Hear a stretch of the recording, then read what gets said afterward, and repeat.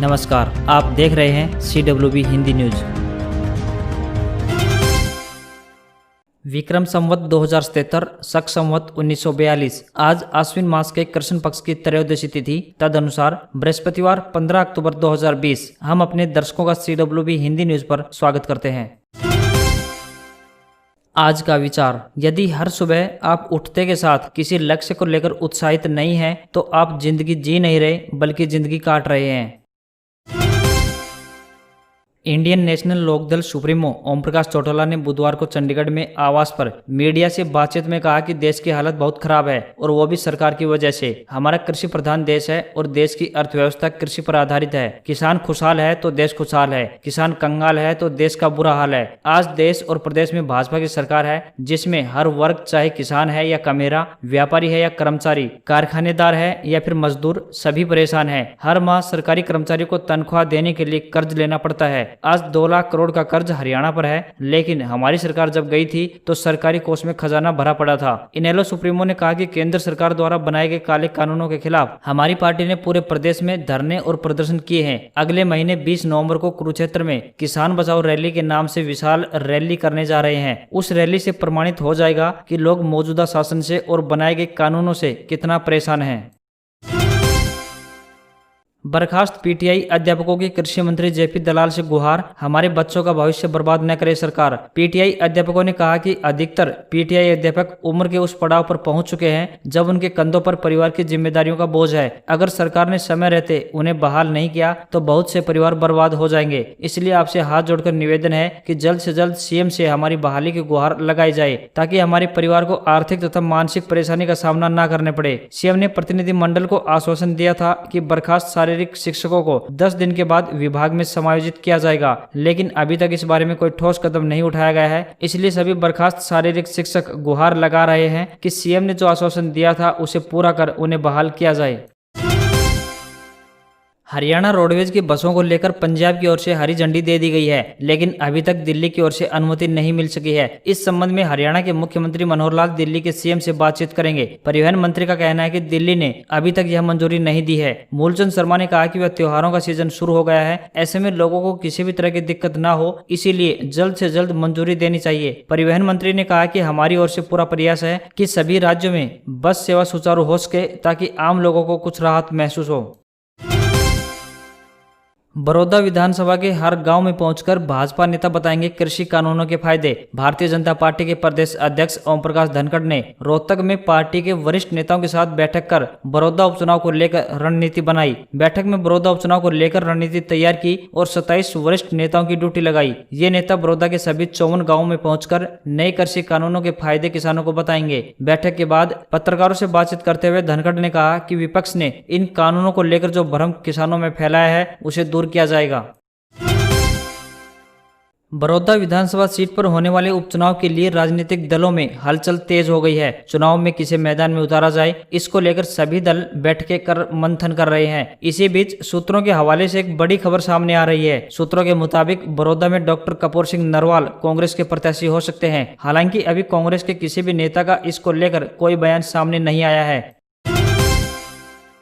हरियाणा के उप मुख्यमंत्री दुष्यंत चौटाला ने अधिकारियों को निर्देश दिए हैं कि वे अपने अपने जिलों में आवश्यकता के अनुसार सरकारी स्कूलों की चारदीवारी, अप्रोच रोड, खेल के मैदान व सुबह की प्रार्थना सभा के स्थान को मनरेगा के तहत ठीक करवाएं। डिप्टी सीएम, जिनके पास ग्रामीण विकास का प्रभार भी है, ने कहा कि कोविड-19 के दौरान सरकार ने अधिक से अधिक लोगों को मनरेगा के तहत कार्य देने का प्रयास किया है। पहली बार मनरेगा के तहत जहाँ गाँव के जलघरों की सफाई करवाई जा रही है, तो वहीं गरीब लोगों के पशुओं के शेड तथा बायोगैस प्लांट लगाए जा रहे हैं। करीब 211 दिन बाद महेंद्रगढ़ स्टेशन से दिल्ली के लिए ट्रेन मिल सकेगी। 20 अक्टूबर से दिल्ली और बीकानेर के लिए सुपरफास्ट ट्रेन की सुविधा मिलेगी, जिसके लिए रेलवे ने ऐलान कर दिया है। लॉकडाउन से पहले ही 22 मार्च को सभी ट्रेनों का संचालन पूरी तरह से बंद हो गया था। रेलवे ने इसके लिए टाइम टेबल भी घोषित कर दिया है। यह ट्रेन रात के समय आवागमन करेगी। इस ट्रेन में सुपरफास्ट का किराया होगा। यह महेंद्रगढ़ से रवाना होने के बाद रेवाड़ी, गुरुग्राम, कैंट, सराय रोहिल्ला रुकेगी। इस टिकट की रिजर्वेशन ट्रेन आने से 5 मिनट पहले तक मिल सकेगी।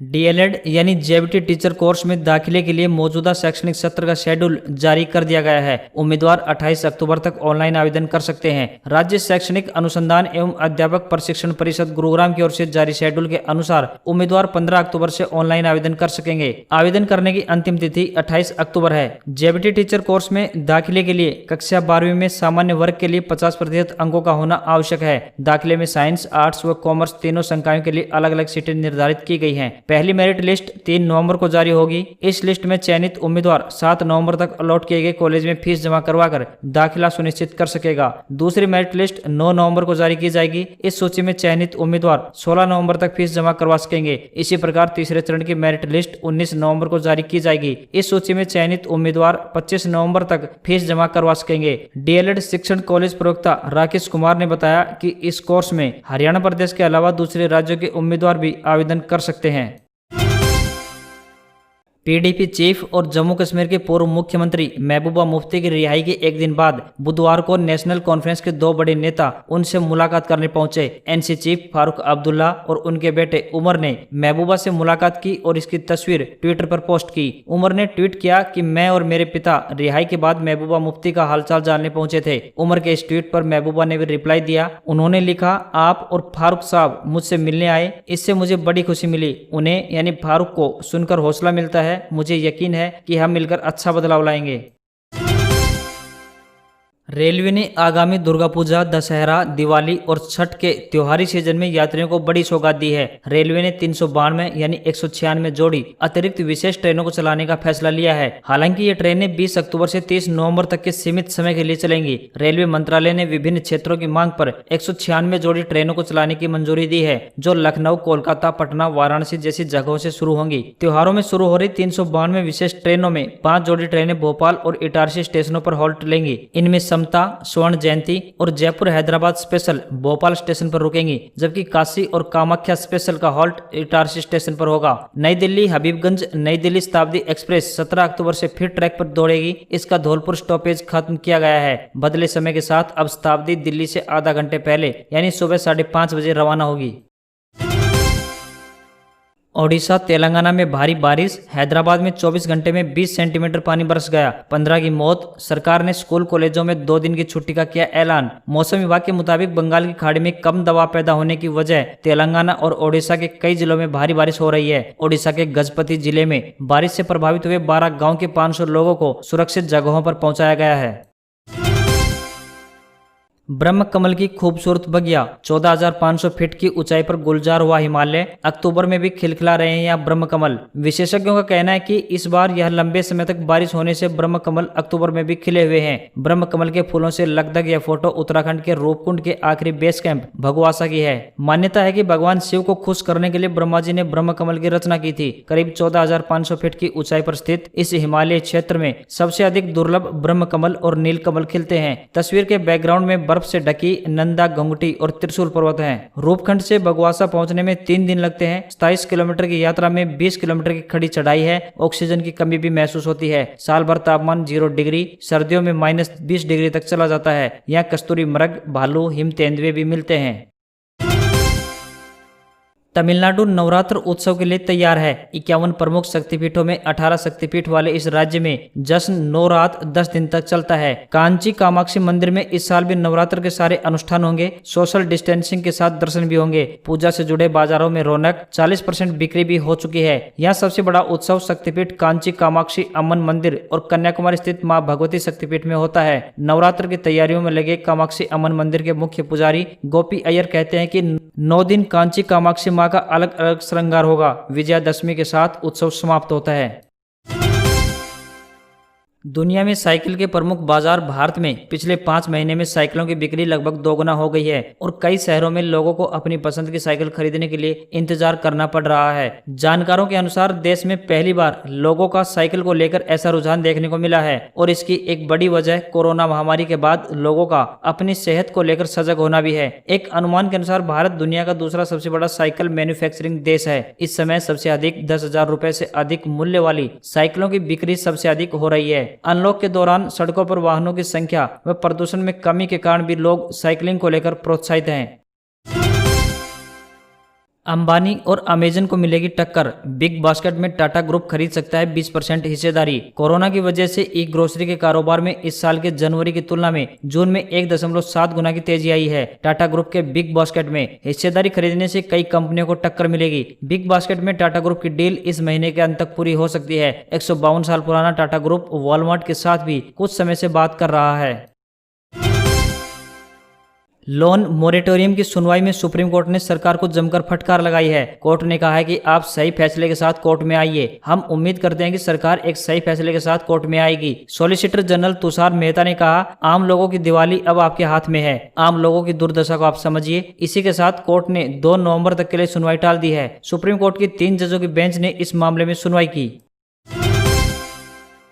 लगातार 10वें कारोबारी दिन बाजार बढ़त के साथ बंद। बैंकिंग शेयरों में भी रही तेजी। इंडसइंड बैंक का शेयर 2% उछला। निवेशकों की नेटवर्थ भी 5 लाख करोड़ रुपए बढ़ी। सोने की कीमतें 136 रुपए बढ़कर 50,381 रुपए प्रति 10 ग्राम तक पहुंची, तो चांदी 565 रुपए बढ़कर 61,107 रुपए प्रति किलोग्राम हुई।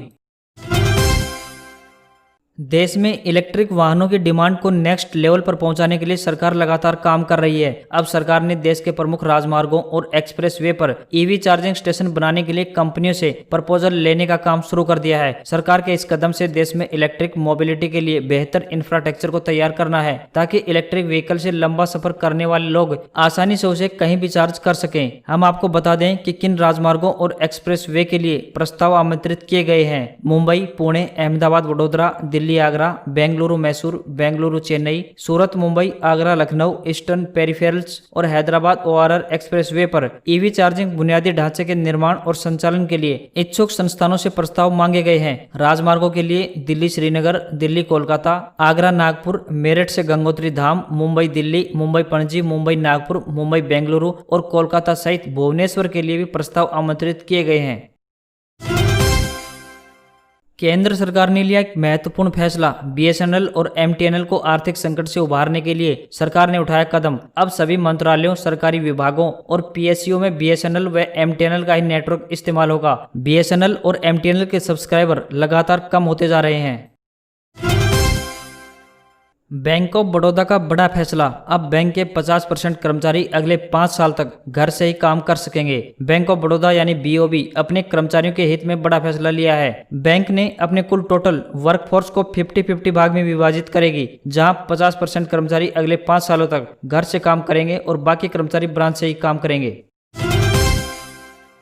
ईपीएफओ ने शुरू की व्हाट्सएप हेल्पलाइन सर्विस। अब सभी तरह की समस्याओं का समाधान फोन पर ही मिल जाएगा। यह हेल्पलाइन नंबर ईपीएफओ के सभी 138 रीजनल ऑफिस में शुरू की गई है। कोई भी सब्सक्राइबर जो कि व्हाट्सएप चलाते हैं, वे इस सर्विस से जुड़ी किसी भी तरह की पूछताछ के लिए या शिकायत दर्ज करने के लिए इस हेल्पलाइन का यूज कर सकेंगे। सभी रीजनल ऑफिस के व्हाट्सएप हेल्पलाइन नंबर ईपीएफओ की आधिकारिक वेबसाइट के होम पेज पर उपलब्ध है। श्रम मंत्रालय ने मंगलवार को एक बयान जारी कर कहा कि यह सुविधा ईपीएफओ की शिकायतों के समाधान के लिए अन्य मंचों के अलावा है। नेशनल टेस्टिंग एजेंसी यानी एनटीए ने दिल्ली यूनिवर्सिटी के ग्रेजुएशन कोर्सेज में एडमिशन के लिए हुए एंट्रेंस एग्जाम का रिजल्ट जारी कर दिया है। परीक्षा 6 से 11 सितंबर को देश भर के एग्जाम सेंटरों पर आयोजित हुई थी। कैंडिडेट्स एनटीए की ऑफिशियल वेबसाइट विजिट कर रिजल्ट चेक कर सकते हैं। दिल्ली यूनिवर्सिटी ने 9 अक्टूबर को इस साल का एकेडमिक कैलेंडर जारी किया था। इसके मुताबिक ग्रेजुएशन और पोस्ट ग्रेजुएशन कोर्सेज की क्लासेज 18 नवंबर से शुरू हो जाएंगी। वहीं पहले सेमेस्टर की परीक्षाएं 15 मार्च से 27 मार्च को आयोजित होंगी। सलामी बल्लेबाज शिखर धवन 57 और कप्तान श्रेयस अय्यर 53 की शानदार अर्धशतकीय पारी की बदौलत दिल्ली ने आईपीएल 2020 के 30वें मुकाबले में राजस्थान को 13 रन से हरा दिया। बुधवार को दुबई के अंतर्राष्ट्रीय स्टेडियम में टॉस जीतकर पहले बल्लेबाजी करते हुए दिल्ली ने निर्धारित ओवरों में 7 विकेट के नुकसान पर 161 रन बनाए। जवाब में राजस्थान की टीम 8 विकेट खोकर 148 रन ही बना सकी और मैच हार गई। इस जीत के साथ ही दिल्ली की टीम अंक तालिका में 12 अंकों के साथ शीर्ष पर पहुंच गई है। और अब बात आज के इतिहास की। प्रथम विश्व युद्ध के दौरान नीदरलैंड की प्रसिद्ध नृत्यांगना माता हारी को आज ही के दिन 1917 में जर्मनी के लिए जासूसी करने के आरोप में फ्रांसीसी सैनिकों ने गोली मारी। प्रसिद्ध संगीतकार शंकर जयकिशन में से शंकर का जन्म 15 अक्टूबर 1922 को हुआ। भारत के 11वें राष्ट्रपति अब्दुल कलाम का जन्म 15 अक्टूबर 1931 में हुआ। त्रिपुरा राज्य को भारत में 15 अक्टूबर 1949 को सम्मिलित किया गया। एक कवि, उपन्यासकार, निबंधकार और कहानीकार सूर्यकांत त्रिपाठी निराला का निधन 15 अक्टूबर 1961 में हुआ। और अंत में अरुंधति राय को 15 अक्टूबर 1997 में उनके उपन्यास the God of small things के लिए ब्रिटेन के सबसे प्रतिष्ठित बुकर पुरस्कार के लिए चुना गया।